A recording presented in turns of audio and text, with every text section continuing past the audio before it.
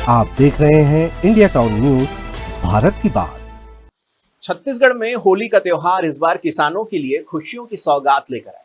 मुख्यमंत्री विष्णुदेव साय की सरकार ने 10,000 करोड़ से ज्यादा की राशि एक मुश्त किसानों के खाते में डाल दी, लेकिन उस खुशखबरी के रंग में सियासत का भंग डल चुका है। पहले विवाद था फाग गीत से और अब पोस्टर वॉर।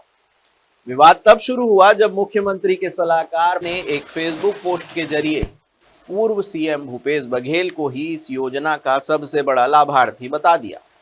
उन्होंने यहां तक कह दिया कि बघेल साहब को अपनी सरकार में इतना न्याय नहीं मिला जितना भाजपा सरकार में मिला है। अब इस पर भूपेश बघेल ने भी ललकार भरी है। आखिर ये पूरा विवाद क्या है और पक्के और कच्चे माल की ये कहानी क्या है, आइए समझते हैं। नमस्कार, मैं हूं सुधीर मिश्रा और आप देखना शुरू कर चुके हैं इंडिया टाउन न्यूज, भारत की बात। चलिए बताते हैं पूरा मामला।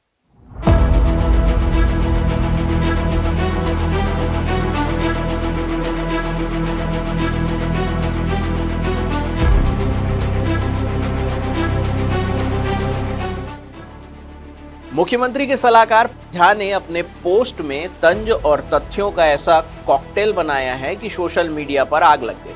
पंकज झा ने लिखा कि सुशासन वो है जो भेदभाव ना करे।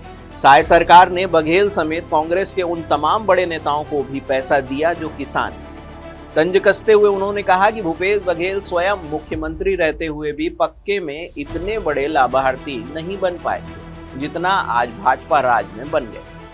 झा ने याद दिलाया कि कांग्रेस सरकार पैसे 4 किस्तों में देती थी, वो भी तब जब राहुल गांधी का परिवार वसूली करने आता था, जबकि साय सरकार 3100 रुपए प्रति क्विंटल के हिसाब से एक मुश्त पैसा दे रही है। इस मामले पर पूर्व सीएम भूपेश बघेल कहां चुप बैठने वाले थे। उन्होंने फौरन मोर्चा संभाला और भाजपा की साख पर सवाल खड़े कर दिए। बघेल ने भी तीखी प्रतिक्रिया दी। उन्होंने कहा कि हाँ जी, हुए हैं मालामाल, किसान है तो माल उगाया, बेचा तो माल आया, इसमें जलन क्यों। बघेल ने आरोप लगाया कि विष्णुदेव सरकार ने न खाद दी न बिजली, फिर भी किसानों ने पसीना बहाकर धान उगाया। पनामा और तावड़े का जिक्र। बघेल ने भाजपा को घेरते हुए कहा कि यह किसानों की मेहनत का पैसा है, कोई पनामा या तावड़े का माल नहीं है। उन्होंने भाजपा को याद दिलाया कि 2022 तक आय दुगनी करने का वादा कहां गया। इस पूरे विवाद में पक्के और कच्चे शब्द का बड़ा महत्व है। पंकज झा ने इशारा किया कि कांग्रेस राज में कच्चे यानी कि ऊपरी कमाई में शायद इतना मिल जाता था कि 25-50 लाख की जरूरत नहीं पड़ती। वहीं बघेल ने इसे किसानों के आत्मसम्मान और मेहनत का अपमान करार दिया है। असल मुद्दा क्या है? भाजपा अपनी 3100 की एक मुश्त पेमेंट को असली न्याय कह रही है, जबकि कांग्रेस इसे अपनी पुरानी योजनाओं का ही विस्तार बता रही है और वर्तमान में खाद बिजली की किल्लत का मुद्दा उठा रही है। क्या भारतीय जनता पार्टी के नेता और सरकार हमारी फसलों का भुगतान, उनकी कीमत क्या खैरात में दिया है? क्या विष्णुदेव साय और उनके मंत्रिमंडल अपने खेत को बेचकर कांग्रेसियों को पैसा दिया है क्या? और ये हमारी मेहनत की कमाई है। और सिर्फ कांग्रेस के नेता ही धान बेचे क्या? भारतीय जनता पार्टी में किसान नहीं है क्या? हमारा सबसे बड़ा सवाल।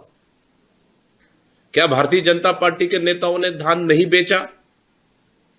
अगर हिम्मत है तो विष्णुदेव साय कितना धान बेचा है मुख्यमंत्री?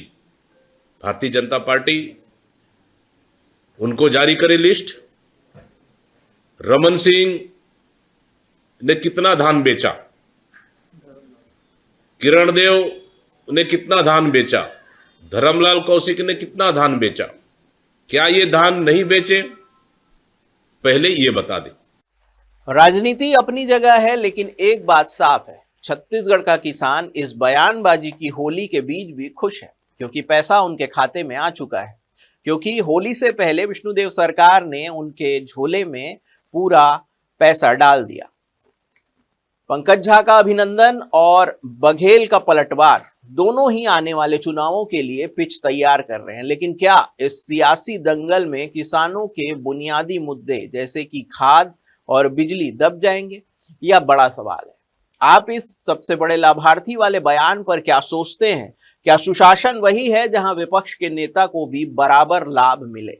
अपनी राय कमेंट में हमें जरूर दें। फिलहाल होली के दौरान कटाक्ष में इतना ही। देश प्रदेश की हर बड़ी खबर के लिए देखते रहिए इंडिया टाउन न्यूज, भारत की बात। नमस्कार।